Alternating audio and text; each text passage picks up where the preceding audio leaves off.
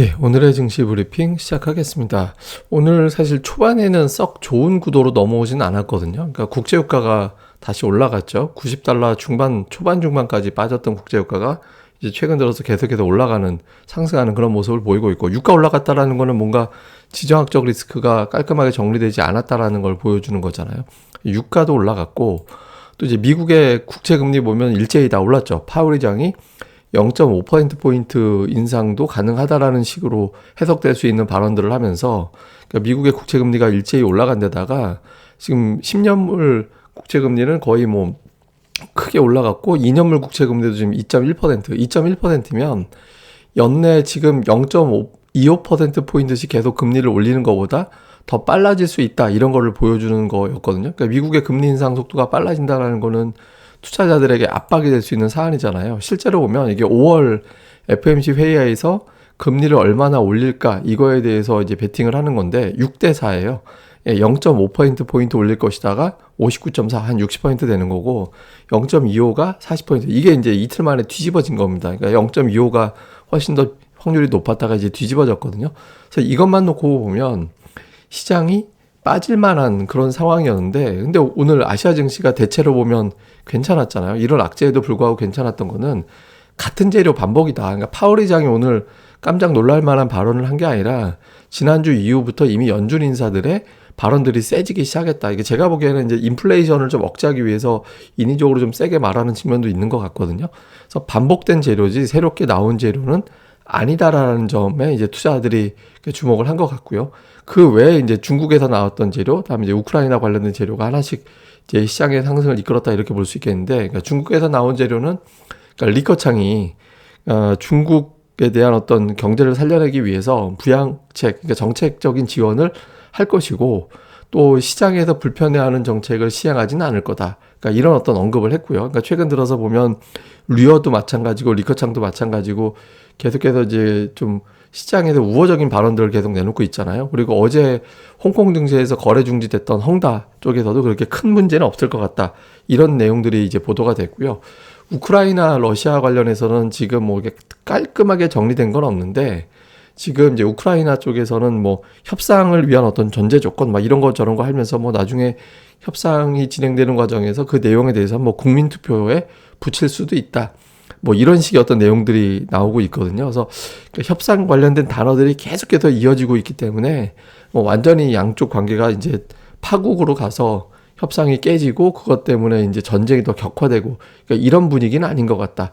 그러니까 오늘 미증시가 조금 흔들렸을 때는 약간 어떤 평화 협상이 좀 어긋나는 거 아니냐, 이런 어떤 우려감도 일부는 좀 있었거든요. 근데 그런 상황은 아니다라는 점이 또 부각이 되면서 이제 아시아 증시가 전체적으로 좀 괜찮게 흘러가는, 예, 그런 모습을 보였던 것 같습니다. 그 다음에 내부적으로는 현대차가 오늘 반등을 했잖아요. 그 대형주 중에서 못난이 3인방이 있어요. 그러니까 그 제일 먼저 돌린 게 이제 카카오였고, 그 다음에 이제 돌아간 게 NC소프트고, 그 다음에 현대차, 이런 종목들은 고점 대비 낙폭이 어마어마하게 나왔던 종목이었거든요. 특히 현대차 같은 경우는 공급망 문제부터 시작을 해서 러시아 문제, 이것도 영향을 받고, 하여튼 걸리는 건 다 걸리는 종목이거든요. 악재성 재료는 다 걸리는 상황이었는데, 이 종목이 오늘 한 3% 올라가면서 차트를 보시다시피 21선을 돌파를 했잖아요.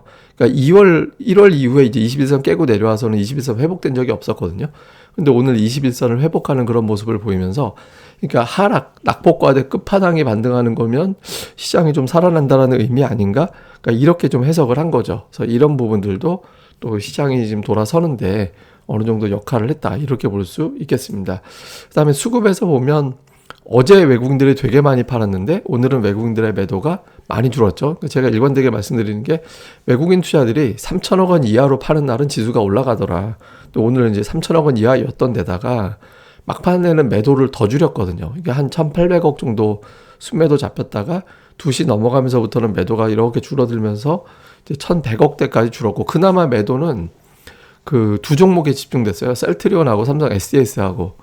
두 종목 빼고 나면 실제로는 매도라고 보기는 어려웠거든요. 그래서 외국인들이 오늘 팔지 않았다에 가까운 모습을 보였고, 다음에 이제 기관도 보면 금융투자가 이제 매수 우위긴 했지만 어쨌든 연기금하고 투신도 적어도 파는 건 아니었거든요. 그리고 코스닥은 양쪽이 다 매수하는 그런 흐름이 나왔고, 그리고 오늘 주목해 볼 만한 게 이제 선물인데, 선물 매수가 막판에 좀 줄긴 했지만 매수가 들어왔잖아요. 근데 장중에 매수 들어온 게 신규 매수였어요. 대부분 다. 그러니까 미결제 약정이 증가되는 신규 매수였거든요. 이게 이제 뭐 선물 더 잘하시는 분들이 계실 거니까 뭐 각자 또 따로 해석을 하겠지만 어쨌든 기존의 매도 세력들이 매도를 청산하는 매수가 들어온 게 아니라 신규 매수가 섞여서 들어왔거든요. 그래서 이게 이제 신규 매수 세력과 매도 세력과 좀 한판 붙을 수도 있을 것 같기도 합니다. 근데 어쨌든 신규 매수를 포함한 선물 매수가 들어오면서 이제 수급이 조금 더 또 시장에 대한 어떤 기대감이 조금 더 높아지는 그런 모습을 보였던 것 같습니다. 근데 어제 하락한 거 보고 난 거 수준이라 예, 뭐 오늘 뭐 반등에 대해서 어마어마하게 의미를 두긴 그렇고 내일 이후에 어떤 흐름을 조금 더 보되 외국인들의 매도가 줄어든 거는 참 다행스럽다 이렇게 볼 수 있겠습니다. 그 이후에 이제 포인트로 넘어가면 국제유가 이제 중요합니다. 오늘은 유가 올라간 거에 대해서 시장에서 그냥 무덤덤하게 넘어갔지만 여기서 더 올라가면 외국인들 매도가 또 강해질 수 있거든요. 그러니까 120달러로 가느냐, 100달러 이하로 가느냐, 원유 선물 만기이기 때문에 지금 110달러 정도에 있는 위치에서 위로 10이냐, 아래로 10이냐. 이제 내일 이후부터 이제 국제유가의 향방, 우리나라 수급하고 연결지어서 되게 중요하고요. 이제 그 다음에 이제 달러 인덱스가 강세를 보이고 또 신흥국 시장이 좀 약세 보이는 오늘 사실 원달러 환율이 올라갔는데 외국인들이 선물을 매수를 했거든요. 되게 독특한 흐름이 나왔는데 여기서 이제 환율이 또 더 올라가 버리면 외국인들 선물 매도 나오면서 수급이 또 꼬이는 형태가 될 수도 있고 이거는 뭐 또 안전자산 선호로 가나 보다 이렇게 되면 지수가 박스권 이상은 어렵게 되는 그러니까 2700포인트 위아래로만 움직이는 그 정도 흐름밖에 안 나올 수도 있거든요. 근데 여기서 이제 대형주 쪽으로 이게 ADR이 높기 때문에 모든 종목이 와 하고 연속적으로 올라가긴 쉽지 않고 어쨌든 대형주 자체가 좀 이제 탄탄해지는 모습이 나오기 위해서는 이제 외국인들이 컴백을 해야 되잖아요. 그러니까 달러와의 움직임이 좀 진정이 돼주는지. 그 다음에 이제 실적 시즌으로 곧 넘어가게 되죠. 당장 4월 초가 되면 삼성전자 잠정 실적이 나올 텐데, 그래서 실적이 부각되는 종목군들이 이제 조금씩 반전이 나옵니다. 그러니까 예를 들면 최근에 이제 LG 이노텍이라든가 아니면 코스닥의 PCB 종목들 이런 것들이 지수하고 상관없이 되게 강하잖아요. 이렇게 이제 실적이 센 종목군들은 이제 은근하게 최근에 수급이 좀 좋게 나오고 있거든요. 그래서 실적 장세 앞두고서 증권사에서 이제 실적 보고서 잘 나왔던 종목들이 있거든요. 그래서 이런 것들에 대해서는 좀 계속 긍정적으로 놓고 볼 필요가 있어 보입니다. 그리고 오늘 올라가는 종목들 조합은 그렇게 썩 좋지는 않았습니다. 그러니까 엔터, 곡물, 보험. 여러분들 기억나시겠지만 제가 인플레이션 이런 게 부각될 때는 인플레이션 관련된 종목들 예를 들어서 비철금속이라든가 다음에 이제 엔터주 이런 것들이 강하고 외국인 기관인 수급이 좀 세질 때는 2차 전지 게임주가 강하더라. 그다음에 이제 대형 외국인들이 매수로 아주 코스피 세게 들어올 때는 전차 군단이 좀 세지는 그런 형태를 보인다 이렇게 말씀을 드렸잖아요. 근데 오늘 어쨌든 곡물하고 보험 이런 건 이제 금리, 인플레이션 이런 거에 반응한 거였잖아요. 그러니까 이 조합이 이렇게 썩 좋은 건 아니잖아요.